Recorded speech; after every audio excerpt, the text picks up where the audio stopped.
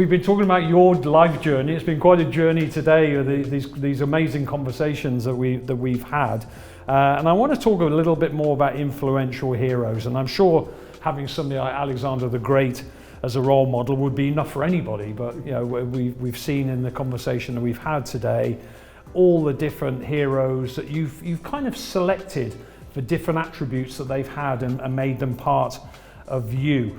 And I also sense that there's this nostalgic and somewhat, can I say, sentimental side of you is still burning fiercely in your heart. And then I come here and I see what's being created at this very historical wine centre, the Rhine Cellars. So I just want to tell me about, I know there's a bit of a royal connection here, so we're going to have some more role models, I guess, but tell me a little bit about the royal connection and what really motivated you to really make this part. Here the history started when the time the German king of Romania, he came to Romania at 1890 when they come the Ferdinand, and they take the decision to make Azuga the industrial part of them. Okay. So they said will be. Okay. Yeah, okay. CIE will be our home, yeah. touristic hotel, everything, you know, but will be here this area. For this reason, they ask very famous and rich family to come from Germany, to come here to invest.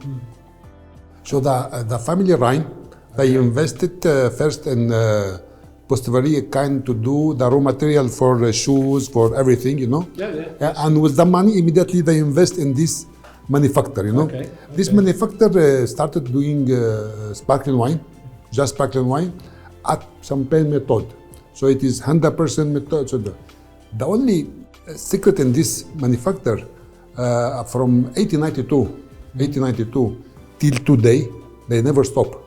Okay. You know, you saw it if you go around all Europe, some very famous sparkling manufacturers, very famous, you know, and very expensive to buy their product.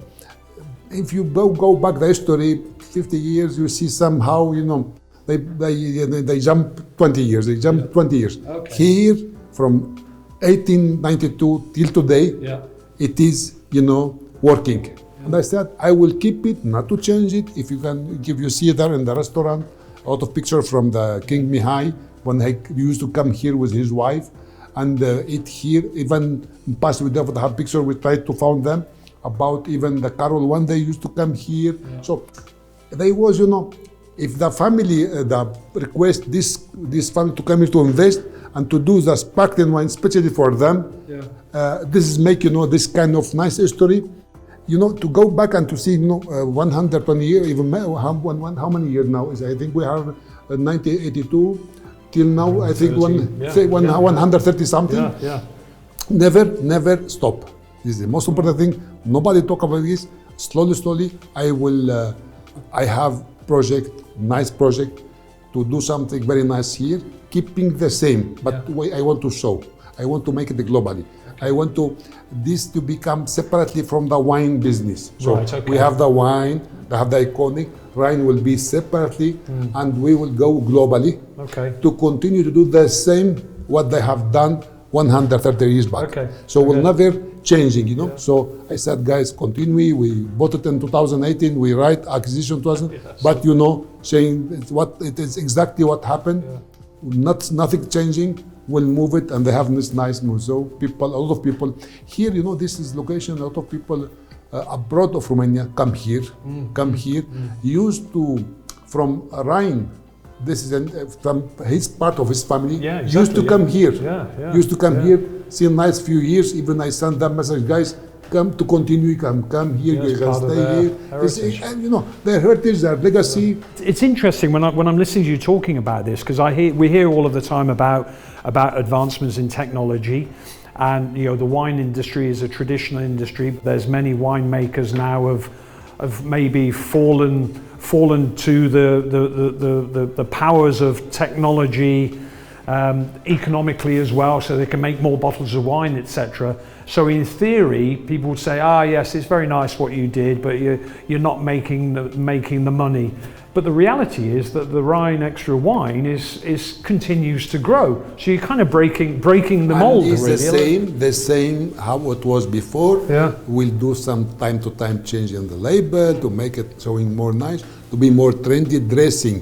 Okay. But inside is the same. Yeah, yeah. The same method. I think people 130 years back, they drink the same what you drink with the both of us today, because everything is natural inside, you know. Yeah. What we drink today, they was drinking that time. We just, added something in the label and the bottle, new trendy of that, but the rest is the same. And this product already I am discussing around, because we are limiting the quantity. So I said, guys, we need to go on some countries. Now it already is in Brazil market. They are so people, they like it. So I said, let to put it maybe in 10, 15 countries, not more, because we are limiting the quantity. In the next 5 years, I'm going to do a very big investment here. Okay. So we talk about so big. Yeah. That time I will be more easy for me to stocking huge quantities and to do more quantity, and I can start to go globally. But my target with this manufacturer, I think for the next 10 years, can be up to 100 countries around the world, and to be, giving the same liquid inside. Yeah, just a different packaging kind of thing. Yes. And I think it's true, isn't it? Yeah, we talked earlier about emerging countries in terms of the sophistication of an appreciation of wine. I mentioned myself in the UK. It was only in the 1980s that wine started to be understood. And I guess with the way you say you're adapting to different countries, some people are interested in the label at the back of the bottle, and some people are actually drawn to the label on front of the bottle. I think there's sort of that spontaneous purchasing in certain countries can be because it's got a bright. I think the Australian wine industry was a classic. They had sort of colourful labels that made people buy it because it had a nice label. So I guess there's still that evolution there, isn't it? The people. And this. Always in my business, I prefer to send the message for the liquid inside. You need to be dressed. Yeah. You need to be dressed nice. But always, I want to compete with the liquid inside. So, it will be difficult to convince everybody to open our bottles. But when they will open, they will love it. Yeah. Always, I insist not to change the liquid. Okay. Sometimes you can upgrading something, but don't lose the reality. Last few years, I never changed nothing in my at least 15 years.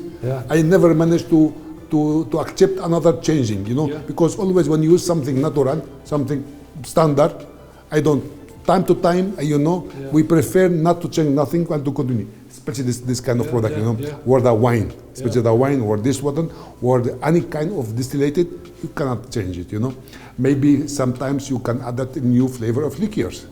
Okay, this is changing. But the basic product is basic product, You can add that some flavor. You can refresh. Yes, refresh, but this is no. This is what it is. Drink people 130 years, they drink today. It's a good example, I guess, of any salespeople watching this in terms of having the patience to sell something for its quality rather than falling into the trap of just trying to sell something quickly. Say, hey, look, it looks good, rather than taking the time to tell the story and let them enjoy the story. With any drink, you need to enjoy the discussion about not just give me and I want to drink. You can drink water.